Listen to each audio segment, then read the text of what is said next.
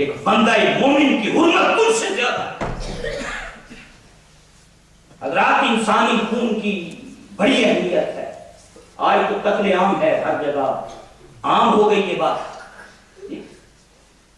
ہم جس نبی کے ماننے والے ہیں اس نے اس قتل عام کی تبلیغ نہیں کی۔ ہم جس نبی کے ماننے والے ہیں نا، ان کے دربار میں تو حاتم طائی کی بیٹی بھی ننگے سر آ کے کھڑی ہوئی تو حضور نے اپنی کملی اتار کے بلال کو دی کہ اس کے سر پہ ڈال دو،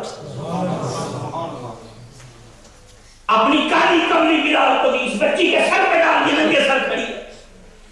مجمع میں سے کسی نے کہا یہ کافر کی بیٹی ہے، رسول کائنات صلی اللہ علیہ وسلم نے ارشاد فرمایا وہ بیٹی بیٹی ہوتی ہے، چاہے مسلمان کی ہو چاہے کافر کی۔ رات ہم جس دین کے ماننے والے ہیں اس کی تعلیمات بڑی خوبصورت ہے۔ اس یورپ میں بسنے والوں کردار اچھے بناؤ، اس کردار بیہیویئر کریکٹر میں محبت اہل بیت کا رنگ پیدا کرو، رسول اللہ کی سچی محبت اس میں نظر آئے۔ گلی سے گزرتے ہوئے دنیا دیکھ کر یہ نہ کہے چودھری کا بیٹا ہے، حاجی صاحب کا پتر ہے، نمازی صاحب کا بیٹا جا رہا ہے۔ سر سے لے کر پاؤں کے ناخنوں تک ایسا بناؤ اپنے آپ کو کہ جب گلی سے گزرو دنیا دیکھ کر کہے مدینے والے کا غلام جا رہا ہے۔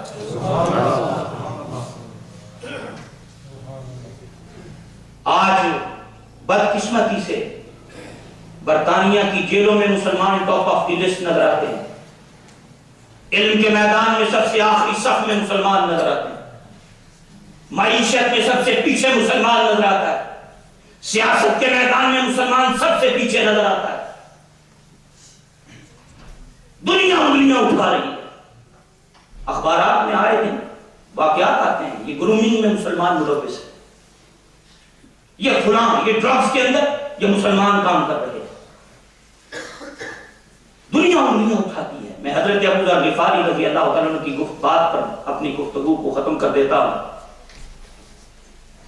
حضور کریم صلی اللہ علیہ وسلم کے بڑے پیارے غلام ہیں، صحابی ہیں سرکار کے، حضرت ابو ذر غفاری رضی اللہ تعالیٰ عنہ، اللہ اکبر، مدینہ میں موجود تھے۔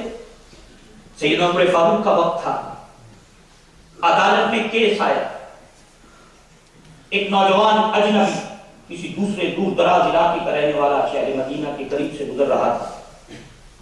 کسی شخص کے کھیت کے اندر اس اجنبی کا اونٹ چلا گیا، اونٹ کے مالک نے پتھر اٹھا کے مارا جو اونٹ کی آنکھ میں لگا،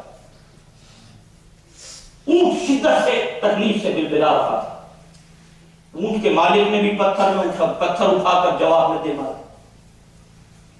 اتفاق ایسا ہوا کہ وہ پتھر اس کے سر میں جا رہا، بندہ مر گیا، اور اس شخص کو پکڑ کر سیدنا عمر فاروق کی عدالت میں لایا گیا۔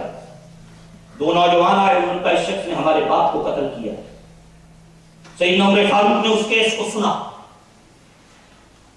بات سنی تفصیل کے ساتھ، پھر اس نوجوان سے مخاطب ہوئے، انہوں نے کہا میں جامعہ اجنبی ہوں، کسی اور علاقے کا رہنے والا مسلمان ہوں، گزر رہا تھا، مارنا نہیں چاہتا تھا، بائی ایکسیڈنٹ کو پتھر لگ گیا جا کر سر میں، جب اس نے میرے اونٹ کو مارا جذبات اور غصے میں نے بھی پتھر مار دیا، لیکن میری نیت یہ نہیں تھی کہ میں اس کو قتل کروں۔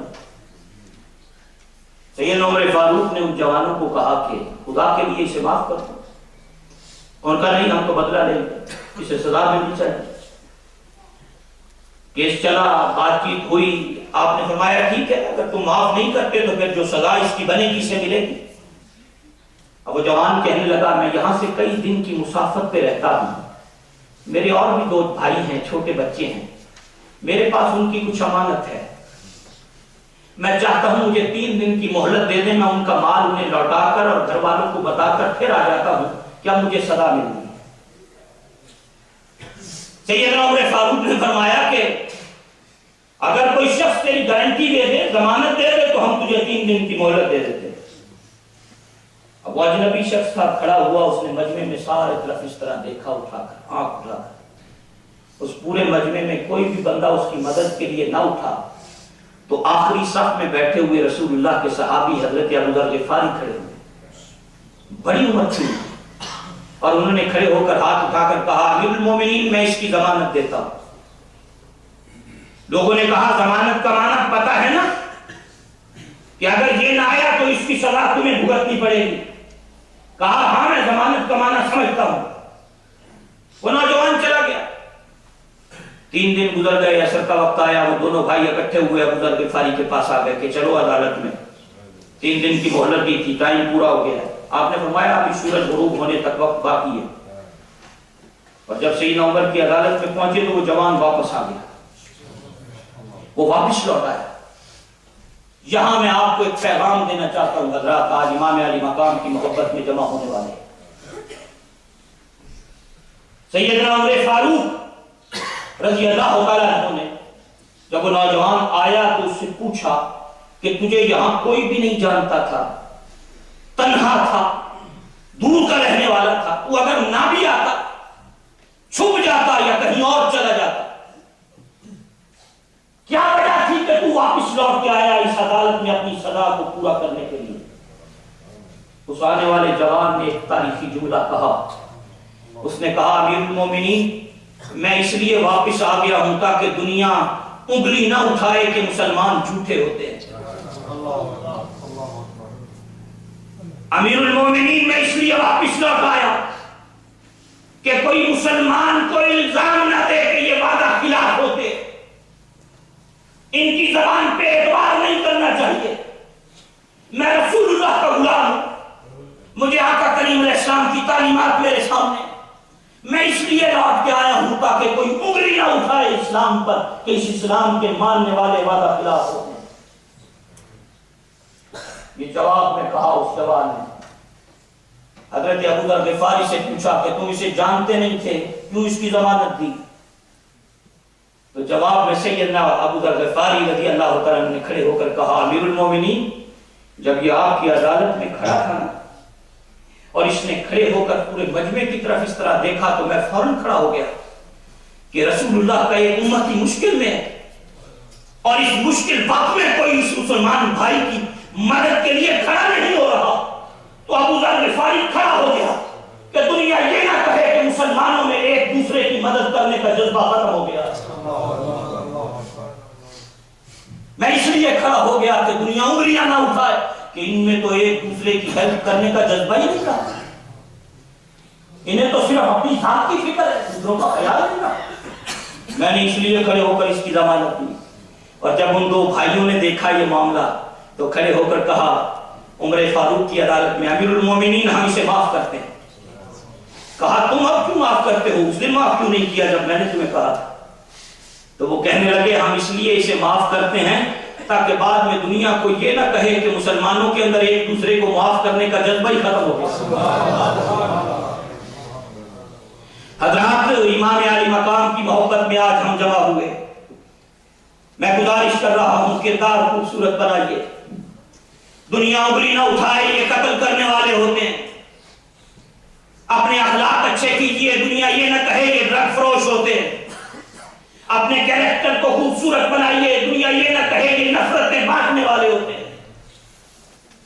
اپنے اندر عاجزی، انکساری اور رسول کریم علیہ السلام کی محبت کا سچا رنگ پیدا کیجئے. اپنی پیشانیوں میں سجدوں کی طرف پیدا کیجئے. امام علی مقام رضی اللہ تعالیٰ نے ہمیں سبق دیا کہ دیکھو میں اپنے گھر کے 72 اپنے ساتھیوں کے لاشیں میدان کربلا میں رکھ کر بھی اس پیشانی کو خدا کی چوکھٹ پہ جھکا رہا ہوں. اے مجھ سے محبت کرنے والوں، کہیں تم صبح کے وقت بستروں پہ سوتے نہ رہ جانا. 5 وقت تمہاری پیشانیاں بھی رب کی چوکھٹ پہ جھکنے والی ہوں. تم بھی ایک دوسرے کے ساتھ ہمدردی اور خیر خواہی کے جذبات اپنے اندر رکھو. حضرات اس وجود کو خیر کی کنجی بنائیے. آپ جہاں جائیں آپ کے وجود سے خیر تقسیم ہو، بھلائی تقسیم ہو، دوسروں کو فائدہ نصیب ہو. اور صوفیاء کے ماننے والوں دنیا کو بتاؤ ہم پرامن لوگ ہیں. ہمارا گردنیں کاٹنے والے اسلام سے کوئی تعلق نہیں، ہم تو جوڑنے والے لوگ ہیں. حضرت سلطان العارفین رحمۃ اللہ علیہ کے پاس کسی نے کینچی دیا کر تحفے کے طور پر، تو آپ نے واپس لوٹا دی. فرمایا اگر تحفہ ہی دینا ہے نا، گفٹ ہی دینا ہے تو سوئی دھاگا لیا.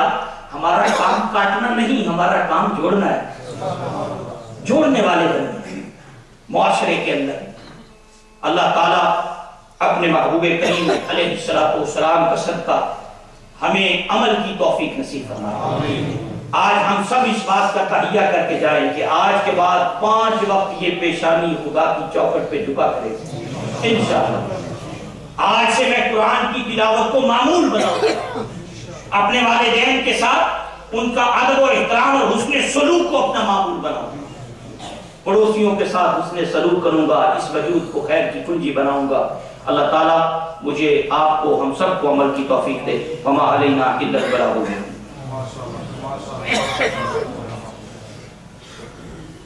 ماشاءاللہ انتہائی سبق آموز اور فکر انگیز گفتگو تھی۔ اللہ تعالیٰ فاضل جلیل عالم نبیل حضرت علامہ محمد حیات قادری صاحب کو بہترین عطا فرمائے۔ ہم ان کو خراج تحسین پیش کرتے ہیں کہ انہیں اپنا قیمتی وقت ہمیں عطا فرمایا اور انتہائی درد کے ساتھ نصیحت بھری باتیں ہمارے قلب و نظر میں اتاری۔ اللہ رب العزت ان کی عظمتوں اور عزتوں میں دن دگنی رات چگنی ترقی اور اضافہ فرمائے۔ شریف ہوتا ہے، اس کے بعد بارگاہ رسالت مآب میں صلاۃ و سلام ہوگا، دعا ہوگی اور آخر میں آپ سب احباب اٹک میں تشریف لے جائیں گے اور لنگر حسینی تناول فرمائیں گے، ختم شریف ہوگا۔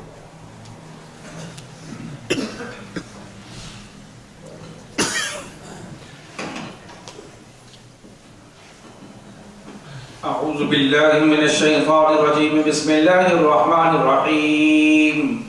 هو اللہ الذی لا الہ الا هو عالم الغیب والشہادہ، هو الرحمن الرحیم۔ هو اللہ الذی لا الہ الا هو الملک القدوس السلام المؤمن المہیمن العزیز الجبار المتکبر، سبحان اللہ عما یشرکون۔